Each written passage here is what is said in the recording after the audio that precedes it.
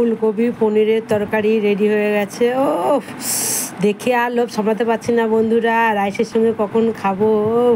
আমার কর্তামশাই যে কখন আসবে আমি আর দেরি সইতে পারছি না, ওকে দিয়েই মাত্র ঝপ করে খেতে বসে যাবো। তোমরা ঝটপটে রেসিপিটা বানিয়ে খেয়ে দেখো, খুবই ভালো লাগবে। হ্যালো বন্ধুরা, তোমরা সবাই ভালো আছো? আশা করি ভালো আছো, আমিও ভালো আছি।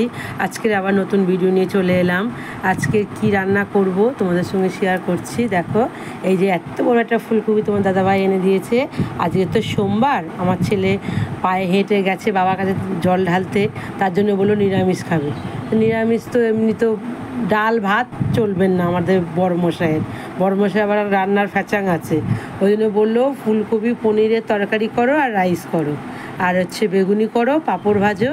কত কি আইটেম, কি বলবো, কি জ্বালায় আমাদের কর্তামশাই, কি বলবো। কিন্তু কি করব, কর্তামশাই বলেছে হুকুম, রান্না তো করতেই হবে বলে রান্না করব।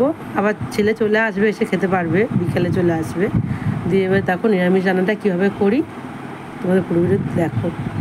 ফুলকপি তরকারি করার জন্যে পনিরটা আগে কেটে নিলাম, দিয়ে তেলে ভেজে নেবো। ফুলকপি পনিরের তরকারি হবে তো পনিরটা আগে ভেজে নেবো ভালো করে, লাল লাল করে এটা ভেজে নেবো। খুব লাল করে ভাজবো না, হালকা লাল লাল হবে, ভেজে তুলে নেবো। কার কার ফুলকপি পনিরের তরকারি পছন্দ কমেন্ট করে জানাবে। মশলা কী কী পেস্ট করব নিয়ে নিচ্ছি দেখো। আদা, কাঁচা লঙ্কা, টমেটো আর পোস্ত একসঙ্গে পেস্ট হবে। ফুলকপি ধুয়ে পরিষ্কার করে নিয়েছি, এবার তেলে নুন হলুদ দিয়ে ভাজবো কড়া করে, লাল লাল করে একদম। একদিকে নুন হলুদ দিয়ে ফুলকপি ভাজা বসিয়ে দিয়েছি, আর একদিকে আলু ভাজা বসিয়ে দিয়ে নুন হলুদ দিয়ে ভাজা হবে, দিয়ে লাল লাল করে ভেজে তুলে নেবো। আমার দোকান আছে না, দোকান সামলাতে হয়, আবার রান্না করতে হয়। ফুলকপি ভাজা হয়ে গেছে, আলু ভাজা হয়ে গেছে, সব রেখে দিয়েছি। এবারে তরকারিটা বসাবো কীভাবে দেখো পুরো ভিডিওটা। কড়া গরম হয়ে গেছে, তেলও দিয়েছি, তেলও গরম হয়ে গেছে। তেজপাতা আর জিরে ফোড়ন দেবো। ফোড়ন দেওয়ার আগে আমি একটু নুন দিই যাতে ছিটকায় না, যত ছিটকায় তো ওই জিরে দিলে এবার কম ছিটকাবে। দেখেছো, কম ছিটকে, নাহলে এতক্ষণ দিলে ছিটকে যেত। টমেটোটা দিয়ে দিলাম, পোস্ত বাটা, কাঁচা লঙ্কাটা, আদা, টমেটো পেস্ট করে রেখে দিয়েছিলাম এক বাটি, একটু ঢেলে দিলাম।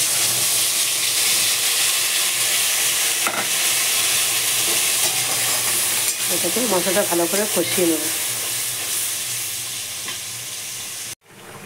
হলুদ লঙ্কা গুঁড়ো নিলাম, জলে একটু ভিজিয়ে নেবো মশলাটা এবার দিয়ে দেবো। হলুদ লঙ্কা গুঁড়োটা বাটিটা একটু ধুয়ে নেবো, দেবো পরিমাণ মতন। সবতে সবজিতে সব ফুলকপিতে নুন দিয়েছি, আলুতে নুন সব ভাজাই আছে, এতে পরিমাণ মতন দেবো। চিনি দেবো, চিনি দিলাম। আবার টক দই দেবো, টক দই দেবো।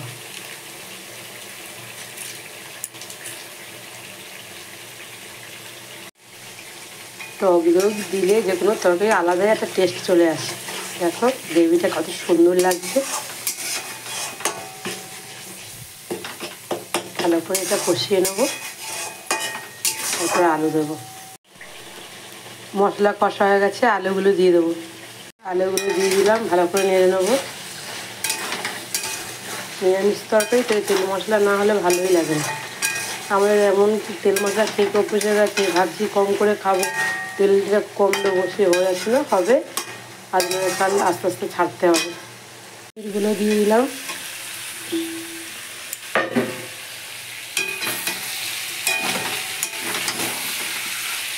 এই ফুলকপি ভাজাগুলো ফুলকপিগুলো দিয়ে দিলাম, নেড়ে নেবো, দিয়ে জল ঢেলে দেবো। কষানো হয়ে গেছে, এবার জল দিয়ে দেবো, ঢাকা দিয়ে দিলাম, ফুটুক, তারপর হালকা আছে দিয়ে দেবো। 10 মিনিটের মধ্যে রান্না রেডি। ফুলকপির তরকারি হয়ে গেল। এবার ঘি দিয়ে দেবো একটু, নিরামিষ তরকারি তো একটু ঘি দিলে ভালো লাগে।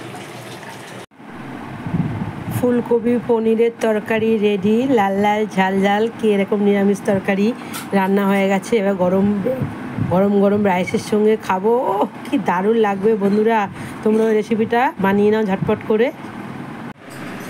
দেখো বন্ধুরা, রাইস রেডি। পাঁপড় ভেজেছি কিন্তু বেগুনিটা করতে পারিনি, ওই জলের মধ্যে হাঁটতে গিয়ে পা পিছলে গেলাম, ধর আর ভাল লাগেনি। এই ফুলকপি পনিরের তরকারি করলাম, আবার এত কিছু করে আর ভালো লাগে?